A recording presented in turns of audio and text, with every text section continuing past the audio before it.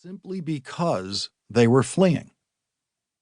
Police rules on the use of deadly force were rewritten to comply with the Supreme Court ruling. Police training is still not adequate, but it has improved.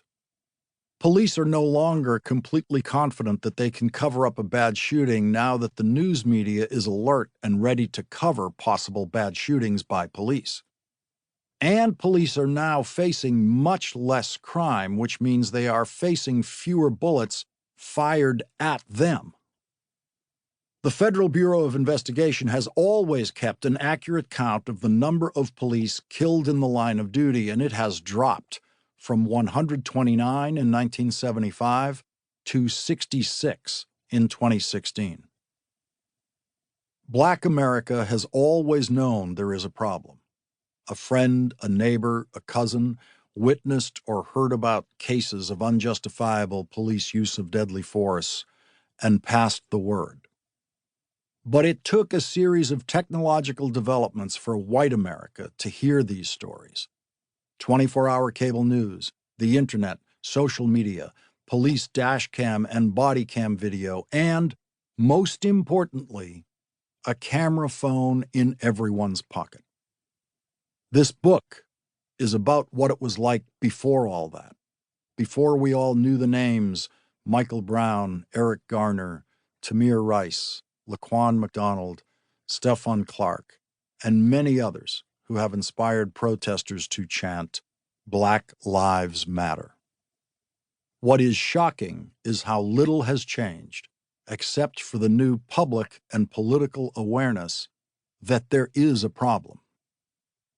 When this book was published in 1983, it was the first of its kind, an exposé of how a badge could become a license to kill, focusing on the Boston police shooting of James Bowden.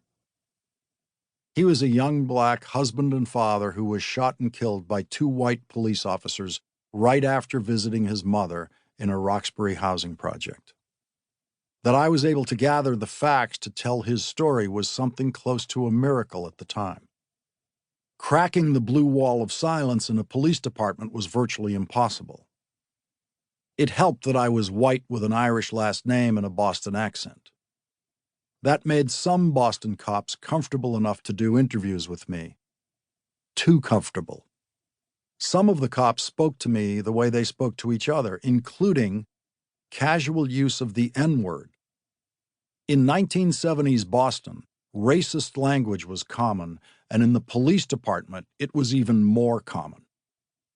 I wish the N-word was as shocking for me to hear from white Boston cops then as it would be now. Race relations in Boston have improved much more than I expected. This book was the single biggest breakthrough in the then slim journalistic history of police use of deadly force. But this story would never have been told if it were not for the extraordinary commitment of one man who used to be a member of the police force that killed James Bowden. Without him, James Bowden's death would have been remembered only by the Bowden family and their friends and neighbors.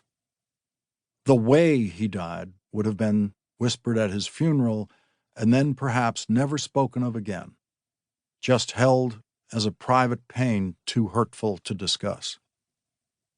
My father was a Boston police officer who decided to work his way through college and law school. He was the lawyer James Bowden's widow found when she wanted to know the truth about what happened to her husband. As soon as my father heard her story, he knew what he had to do. He knew how hard it would be. He knew it would take years. He knew that his old police department would go to war with him. But he knew no other lawyer had the right experience to fight this kind of war, the ex-cop's inside knowledge of how bad cops try to cover their tracks. So he didn't think he had a choice. And now, we know the truth. Prologue. My father still asks me why I'm not a lawyer.